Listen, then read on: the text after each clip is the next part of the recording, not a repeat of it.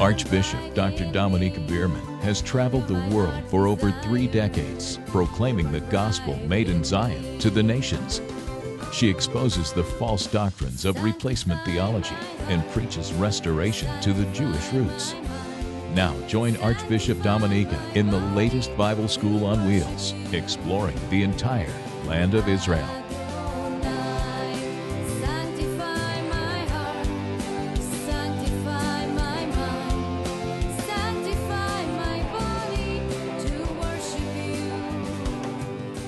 So history remembers names that are defined, whether wicked or good. That's who history remembers. Abram. Does history remember Abram? What defined Abram? What defined Abram to really come into covenant, a legal contract with the living Elohim? What defined him was Genesis 22. Genesis 22, Elohim told him, take your son, your only son, whom you love, and offer him up as a burnt offering to me on Mount Moriah. That's what defined Abraham. Until that moment, Abraham was a good man. He was following the God of Israel, Yahweh, El Shaddai, the one that had given him all the promises. However, for Abraham to become the father of the nations, Abraham needed to become completely defined. And the only thing that would define Abraham was to offer the son whom he loved, that he believed for all the years of his life. And that only through that son he could multiply and become supposedly the father of the nations. So he was going to put on the altar every promise that Yahweh himself had given him. Everything was going on that altar. That means Abraham was saying, when I'm putting him on the altar, that means I'm going to have no future, no posterity, no blessing, nothing. What did he do? He took him. He took him. And he put him on the altar.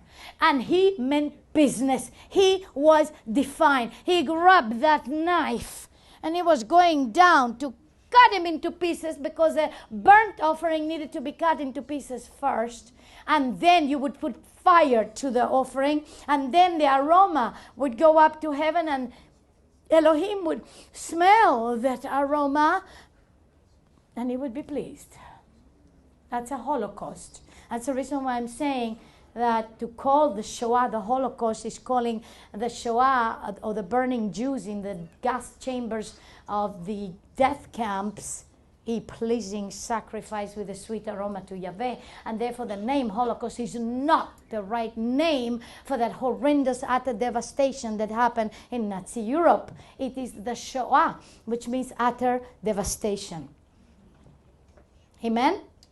The Bible can be summed up in one word: restoration. The restoration of man to God and a return to the truth of the Hebrew Scriptures as experienced by the disciples of Yeshua, the Messiah. After decades of teaching, Archbishop Dr. Dominiquae Bierman has published her first volume of Restorative Theology.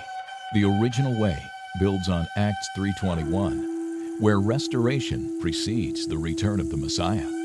You'll discover 27 chapters of eye-opening revelation of how the church has lost its original Jewish roots. You too can experience restorative theology through the Original Way. Bring the end-time revival to your nation. Order your copy today. But you see, in Genesis 22, Abraham became so defined. And do you know how the God of Israel was called from that moment? Even the God of Israel got a name. You see, when we are walking in such a defined covenant relationship with the living God, with the living Yah, he even gets a special name in that covenant relationship. Like, for example, he could be called the God of Dominiquae Bierman. He's called the God of Abraham. He's called the God of Isaac. He's called the God of Jacob. In other words, he becomes even him. He gets the name of his own covenanted people. He's called the God of Israel.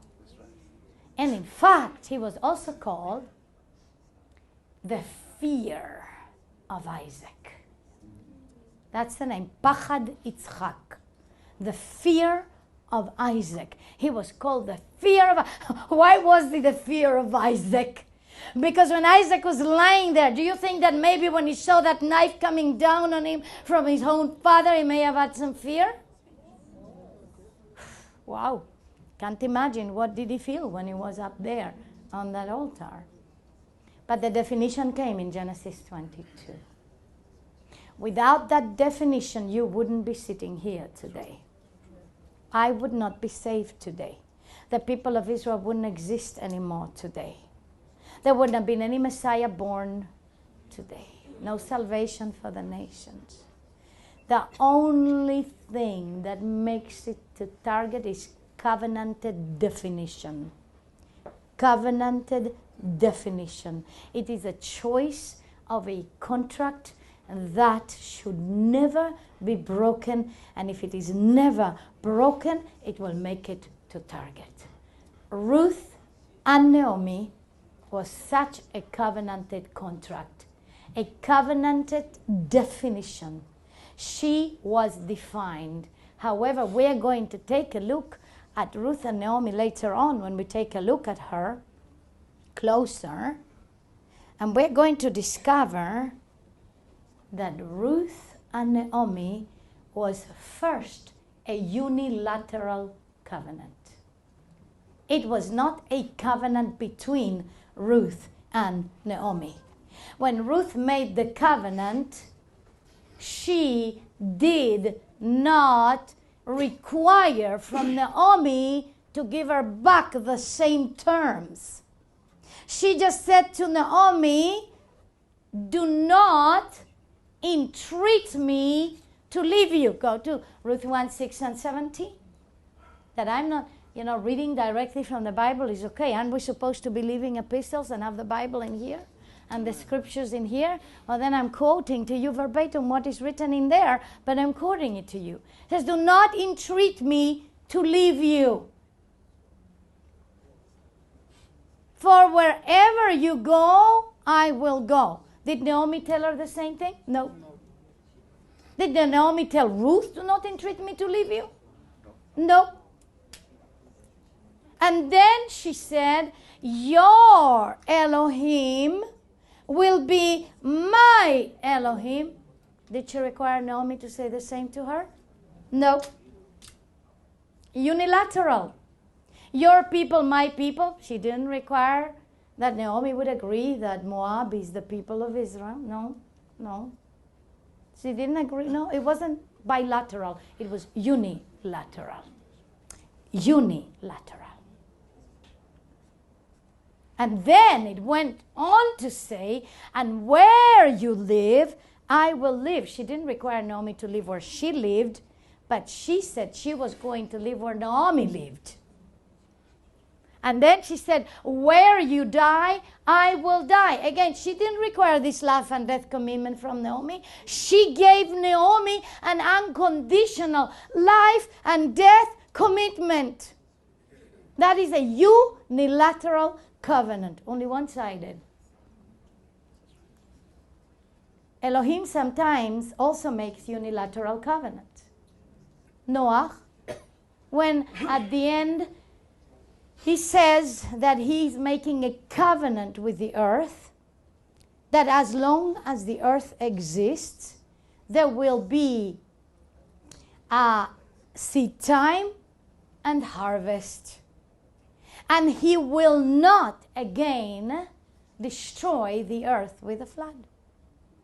Now, that covenant didn't require that Noah would make that covenant with Elohim, or that any humankind that will be there would make any covenant with it. It's a unilateral covenant with the earth.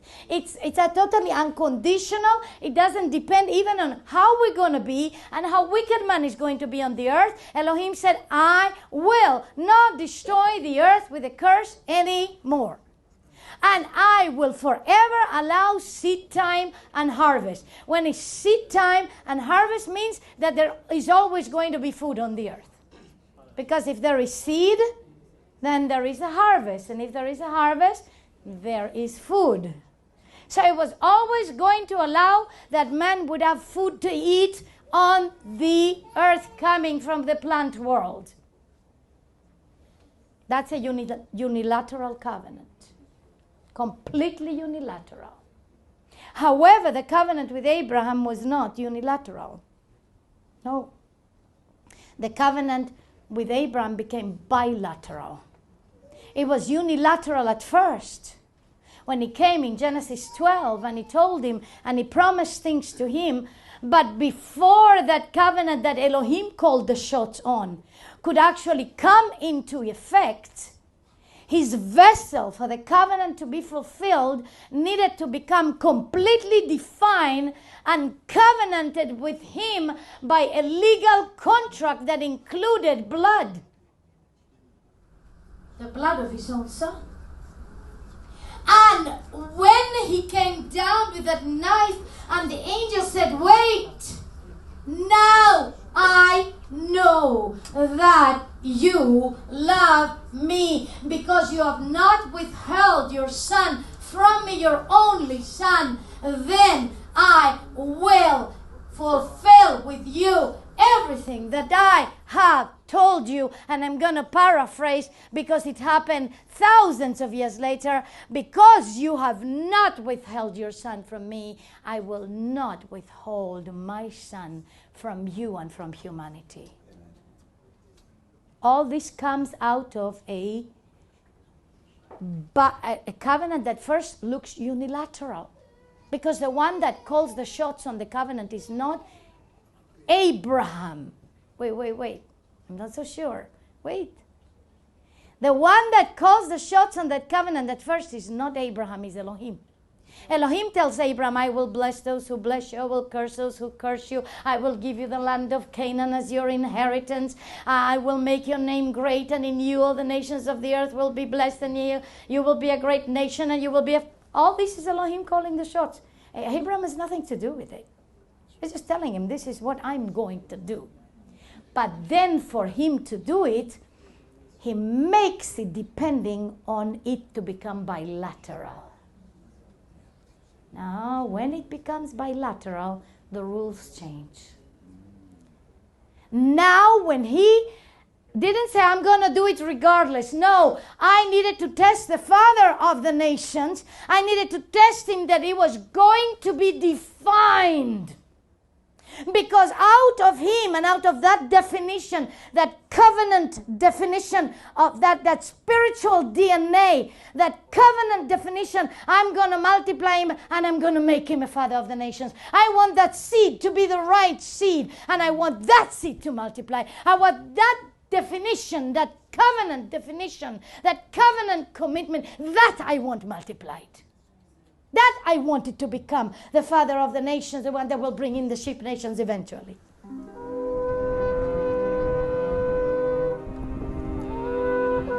I have read most of Archbishop Dominiquae Bierman's books, and one of the favorites is Healing Power of the Roots. And on its cover, you will see life or death. And it's a very touching message. That's the part that took my attention because I really wanted to read it all through. I couldn't put that book away. I read it all the way through, and it really is life or death. Once we know the roots of our faith, we will understand what we are doing in life. If we don't really know where the roots of our faith are, then we are lost in the wilderness. And it's a very powerful book, and I encourage anyone who can buy it to read it. And now back to Bible School on Wheels with Archbishop Dominiquae Bierman. So, when Abraham was willing, when it became defined, when Abraham responded, then the covenant became bilateral. Though Elohim is the one that called all of the shots, Abraham now bought himself through a legal contract of definition, he bound himself to Yahweh in such a form that now whatever Abraham would ask from Elohim, Elohim would give him. And now we can understand why in Genesis chapter 18, when he has the three angels appearing and he feeds them with goat meat and butter. So all those that say that we need to separate between meat and milk, that is a rabbinical tradition, but not necessarily has nothing to do with the Torah. That's right. It was just simply that we're not supposed to boil a kid in its mother's milk, which was a pagan rite for fertility. So technically don't do that pagan rite. But to eat butter with meat or meat with milk is not against the Torah. It's okay. For those that want to be more rabbinical than the rabbis. I'm just letting you know. Okay.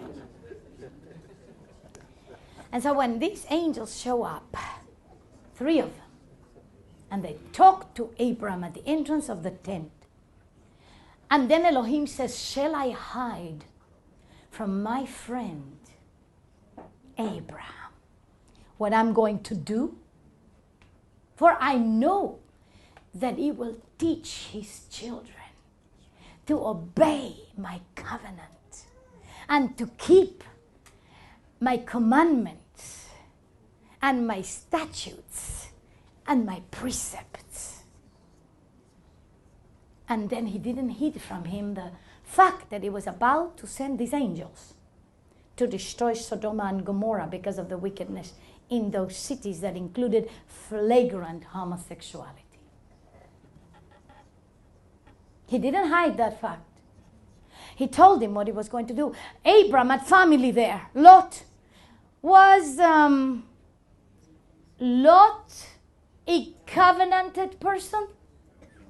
No. Yes or no? Nope. Lot was in alliance with Abraham as long as it served his interest. If it didn't serve his interest, he was not there. And that's the difference between alliance and covenant too. That alliance is based on mutual interest. As long as it's mutually interesting to us to be together, we will be together, we will form an alliance.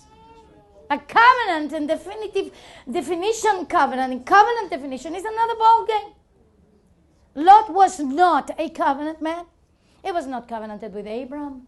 He was covenanted with the God of Abraham, sort of. He believed in the God of Abraham. But he loved his own life and the things of this world much more than he loved the God of Abraham. And therefore he chose this area in the Jordan Valley, or at the edge of the Jordan Valley, or the Kikar Yarden, which is when the Jordan Valley now becomes the Dead Sea. Okay, there is that area was very, very beautiful, and it had a lot of vegetation and fruits and flowers, and he loved it and he liked it so much that he took all that area, though it was very wicked, but he took it. Then Abraham took all the rest of the land of Canaan. But you see, because the moment that you become defined in your covenant allegiance, like Abraham was defined with Elohim, like Ruth was defined with Naomi. Notice that I've mentioned two very defined covenants. One is towards the Almighty, and one is between woman and woman, or human being to human being. I could show you other ones that are from human being to human being, like David and Jonathan. I could show you other ones as well. And of course the covenant of marriage that happens when people understand what the covenant of marriage really means, which would be another subject that's very important to understand what the covenant of marriage really means in this generation of divorce. And so when he became defined in his covenant by obeying Yahweh to the uttermost, to the point of being willing to kill his own son and burn him to Elohim. Wow. Then he became the friend of Elohim. Then he became his friend. And then in Genesis 18, when Elohim told him, I'm going to destroy Sodom and Gomorrah, we can see Abraham bartering with the Almighty. We can see him saying, but far it be from you, the judge of the whole earth, that you would destroy the righteous with the wicked. And what if there is 50 righteous there? And Elohim, being his friend, says, I will not destroy it for 50. So he was negotiating. This sounds like, you know, when you go to the market and you negotiate something that you're going to buy, and they tell you, well, it costs 100 shekels, and he says, what about if I give you 50? And it says, no, you need to give me 80. No, but I'll give you 40. No, but I'll give you 70. No. It's a Middle Eastern negotiation style right there. And he goes ahead and he tells him, and what about if there are 40? No, I will not destroy for 40. And what about if there are 30? No, I will not destroy. And what about if 20? And what about if 10? And when it came to 10, he stopped. He said, yes, I've gone towards you, Abraham, all the way, but 10 is my minimum quorum, my minimum number by which I will not destroy a city. Remember that? Remember that? 10 is a minimum number. And it keeps on repeating itself, like in Zechariah 8:23, when 10 people of the different languages of the nations grab a hold of the hem of the garment or the tzitzit of him that is a Jew, saying, let us go with you because we've heard that Elohim is with you, meaning mentor us, teach us, because holding the tzitzit of someone is both saying, okay, I want to be under your protection, and I want you to teach me, I want you to mentor me, and I want to be healed by what you're telling me. So I'm making covenant with you. Holding the tzitzit is another way of making covenant. We can talk about it some more. But we have come, therefore, to the point where Abraham could barter with the Almighty because he was defined in his covenant relationship. If we want to obtain anything from Yahweh, and it's also in John 15. You see, these things keep on repeating themselves from the Torah all the way to the New Covenant portion of Scriptures. In John 15, what does it say? If you abide in me, my words abide in you. Whatever you will ask, I will give you. I will do for you. And it says, if you do what I say, if you obey my commandment, I will not call you slaves. I will not call you servants anymore. I will call you friends. Because a servant doesn't know what a master is doing, but the friend knows all things. What is he really telling us this morning? What do you think he's telling you this morning? I know what he has told me from the beginning, and it was that I can't be wishy-washy, that I need to be defined, and that my covenant needs to be defined with him and with you all. You see, I'm covenanted with Elohim through the blood of Yeshua, but not only because Yeshua spilled his blood, because Yeshua spilled his blood, but my response to him is all of me to you. All of me belongs to you. Whatever you tell me to do, that's what I'm going to do, like Abraham did with his son Isaac. So I have a covenant with him, and that even sometimes has mandated me to forfeit the ones I love that maybe are not doing the will of the Father for those whom he loves that are doing the will of the Father. But I have a covenant with him, and through him I have a covenant with you all, and my covenant with you all has caused me to be standing with you here today. And I told you that this last month I had enough of a reason not to be here today. Those that know what has happened to me this last month, you know that I have more than enough reasons not to be here today. I have more than enough reasons to have canceled the whole operation. Those that know, would you agree what I'm saying is true? Yes. And I'm not exaggerating one bit. But you know why I didn't? I didn't because I have a covenant with Yahweh and I have a covenant with you. Because I knew that you were coming from the nations with hunger and thirst, paying a price to come to the land, to hear from Yah, to get instructed, to get strengthened, to get healed, to get delivered, and go back to your nations defined. Because I have a covenant with you too, and I want you, therefore, to see how you should do it so that you can walk exactly in the same way. So what is it telling us today? Because you see, this particular conference doesn't come at a time when things are plastic. They are coming when there are realities behind us. There are backgrounds that we're working with. In Israel, in your nations, for example, I know that I have Pastor Marcelo and Pastora Magali Corral here from Ecuador. And I know that, for example, their nation is in a state of emergency. And they grabbed the last planes they could grab out of there just to be here. And it's a miracle even that they could come out, because the whole country is in a state of emergency. So there's a reality there. And they understood that in that reality, they'd better keep covenant with the living Yah, that they need to be here because they are delegates of the United Nations for Israel. And he was elected to be a delegate again, and he wasn't going to come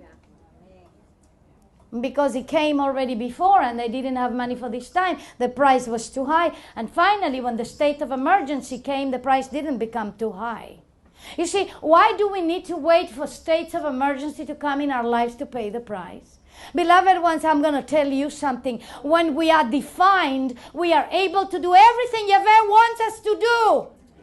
It doesn't depend on the money. It doesn't depend on the circumstances. It doesn't depend on nothing. And not even in your health. There's some people that come and they tell me, well, I didn't come because I wasn't feeling well. I'm saying, well, then you are not defined. Because even if you're not feeling well, but you know what's right to do, and you go do it even when you're not feeling well, you are going to make some miracle happen. Because only by that kind of a definition we can change the world. That's the reason why Hitler could change the world for the evil. That's the reason why those guys in Genesis 11 could have overtaken the third heavens and Elohim needed to come down, because they were defined, they were committed, they were absolutely going to do it because of definition. Yahweh is telling us that if we do not become this defined, we are going to be nothing but a useless organization. I would like to talk about Unify, the United Nations for Israel.